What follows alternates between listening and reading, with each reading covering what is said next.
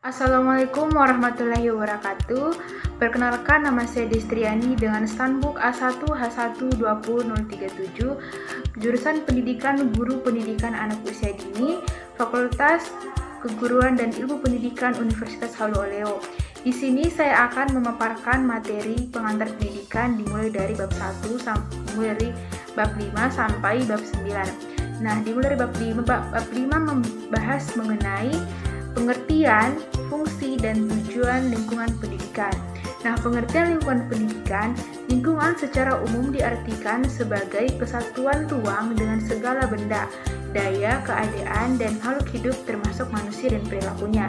Sedangkan pendidikan adalah usaha sadar dan terencana untuk mewujudkan suasana belajar dalam proses pembelajaran atau pelatihan agar peserta didik secara aktif dapat mengembangkan potensi dirinya supaya memiliki kekuatan spiritual, emosional, pengendalian diri, dan lain sebagainya. Nah, jadi dapat disimpulkan bahwa lingkungan pendidikan yaitu sebagai faktor lingkungan yang berpengaruh terhadap praktik pendidikan. Lingkungan pendidikan sebagai berbagai lingkungan tempat keberlangsungannya proses pendidikan yang merupakan bagian dari lingkungan sosial. Nah, selanjutnya yaitu adalah fungsi lingkungan pendidikan. Fungsi lingkungan pendidikan adalah membantu peserta didik dalam interaksi dengan berbagai lingkungan sekitarnya, utamanya berbagai sumber daya pendidikan yang tersedia agar dapat mencapai tujuan pendidikan yang optimal. Nah, fungsi yang kedua yaitu terdapat hubungan timbal balik dan saling mempengaruhi antara lingkungan yang satu dengan lingkungan yang lain. Selanjutnya yaitu jenis lingkungan pendidikan. Nah, jenis lingkungan pendidikan terbagi menjadi 3. Yang pertama, keluarga, yang kedua sekolah, dan yang ketiga adalah masyarakat. Nah, keluarga merupakan pengelompokan primer yang terdiri dari sejumlah kecil orang karena hubungan sepada atau sedara. Nah, keluarga itu dapat berbentuk keluarga inti atau biasa disebut dengan nukleus famili yang terdiri dari ayah, ibu, adik, anak, ataupun keluarga yang diperluas seperti kakek, nenek, ipar, pembantu, dan lain-lain. Nah, sekolah merupakan sarana yang sengaja dirancang untuk melaksanakan pendidikan. Semakin maju suatu masyarakat, maka semakin penting pula peranan sekolah dalam persiapan generasi muda. Di sekolah banyak sekali diajarkan hal-hal yang bersangkut paut dengan moral, etika, agama, dan lain sebagainya. Nah, yang ketiga yaitu adalah masyarakat. Lembaga pendidikan diselenggarakan oleh masyarakat adalah salah satu unsur pelaksana asas pendidikan seumur hidup. Pendidikan diberikan lingkungan keluarga dan di sekolah sangat terbatas. Nah, di masyarakatlah orang akan meneruskannya hingga akhir hidupnya. Dalam masyarakat tersedia berbagai macam sumber belajar, baik itu pembelajaran dirancang maupun yang dimanfaatkan. Ini yaitu bab 6 yang membahas tentang aliran-aliran pendidikan. Nah, aliran-aliran pendidikan yang pertama yaitu aliran klasik dan gerakan baru dalam pendidikan. Terbagi menjadi 2. Yang pertama, aliran-aliran klasik dan dalam pendidikan dan pengaruhnya terhadap pemikiran pendidik Indonesia. Nah, aliran-aliran klasik dalam pendidikan pada umumnya berasal dari kawasan Eropa dan Amerika, kemudian menyebar di seluruh dunia termasuk Indonesia di bawah oleh penjajah. Nah, aliran-aliran tersebut terdiri menjadi 4. Yang pertama, aliran empirisme, yang kedua, aliran nativisme, yang ketiga yaitu aliran naturalisme, dan yang keempat yaitu aliran konvergensi. Aliran empirisme menyatakan bahwa perkembangan anak tergantung kepada lingkungan, sedangkan pembawaan anak tidak dipentingkan. Tokoh perintis pandangan ini yaitu adalah filsuf Inggris yang bernama John Locke. Kemudian yang kedua yaitu aliran nativisme. Aliran nativisme menyatakan bahwa pendidikan kurang berpengaruh terhadap perkembangan anak.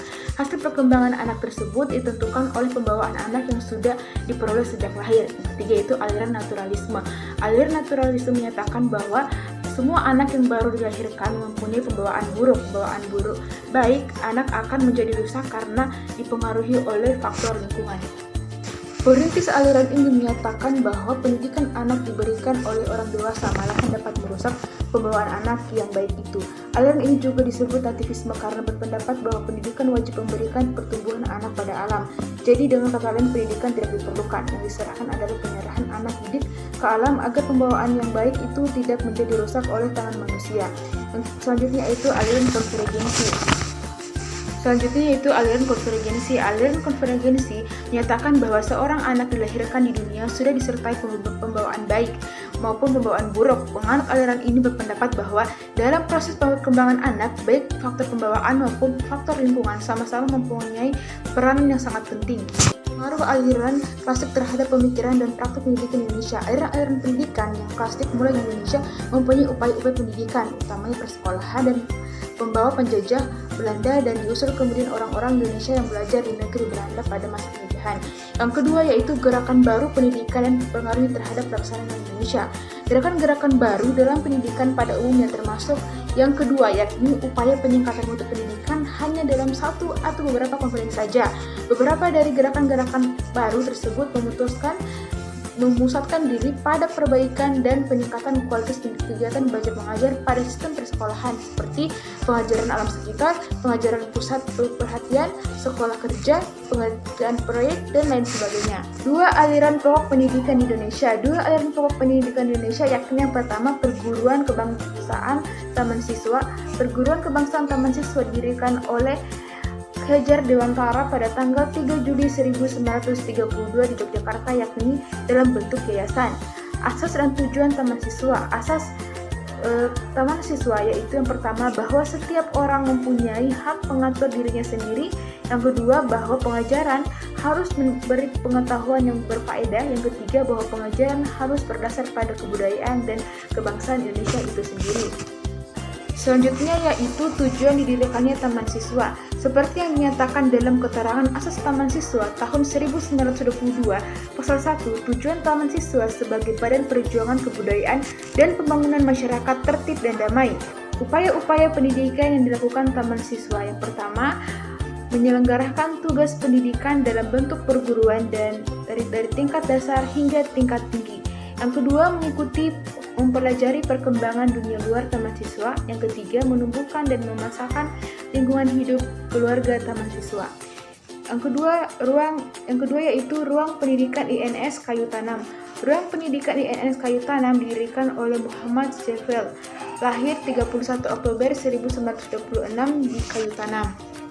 Selanjutnya didirikannya INS Kayu Tanam. Asas Kayu Tanam yaitu pertama berpikir logis dan rasional, yang kedua kreatifan atau kegiatan, yang ketiga pendidikan masyarakat, yang keempat memperhatikan pembawaan anak, yang terakhir menentang intelektualisme. Selanjutnya tujuan didirikannya INS Kayu Tanam adalah yang pertama mendidik rakyat ke arah kemerdekaan, yang kedua memberi pendidikan yang sesuai dengan kebutuhan masyarakat, yang ketiga mendidik para pemuda agar berguna untuk masyarakat, yang keempat menanamkan kepercayaan terhadap diri sendiri dan berani bertanggung jawab. Membahas bab 7. Di bab 7 kita akan membahas mengenai permasalahan pendidikan, permasalahan pokok pendidikan dan penanggulangannya. Pada dasarnya ada dua masalah pokok yang dihadapi oleh dunia pendidikan di tanah air kita dewasa ini, yaitu yang pertama bagaimana semua warga negara dapat menikmati kesempatan pendidikan. Yang kedua bagaimana pendidikan dapat membekali peserta didik dengan keterampilan kerja yang mantap untuk dapat terjun ke dalam kancah kehidupan bermasyarakat. Nah, yang B yaitu jenis permasalahan pokok pendidikan. Masalah yang dimaksud yaitu yang pertama masalah pemerataan pendidikan, yang kedua masalah mutu pendidikan, yang ketiga masalah efisiensi pendidikan, yang terakhir adalah masalah relevansi pendidikan. C yaitu saling berkaitan antara masalah-masalah pendidikan. Ada dua faktor yang dapat dikemukakan sebagai penyebab mengapa pendidikan yang bermutu belum dapat diusahakan. Yang pertama, gerakan perluasan pendidikan untuk melayani pemerataan kesempatan pendidikan bagi rakyat banyak memerlukan penghimpunan dan penyerahan dana dan daya. Kedua, kondisi satuan-satuan pendidikan pada saat demikian mempersulit upaya peningkatan mutu karena jumlah murid dalam teks terlalu banyak. Faktor-faktor yang mempengaruhi berkembangnya masalah pendidikan. Faktor-faktor mempengaruhi berkembangnya masalah pendidikan yaitu yang pertama berkembangnya iptek dan seni, yang kedua laju pertumbuhan penduduk, yang ketiga aspirasi masyarakat, yang keempat keterbelakangan budaya dan sarana kehidupan. Permasalahan aktual pendidikan dan penanggulangannya. Yang pertama, masalah kebutuhan pencapaian sasaran. Yang kedua, masalah kurikulum. Yang ketiga, masalah peran dan guru. Yang terakhir adalah masalah pendidikan dasar 9 tahun. Ulangannya yaitu yang pertama, pendidikan efektif perlu ditingkatkan. Yang kedua, pelaksanaan dan ekstrakurikuler dikerjakan dengan penuh kesungguhan.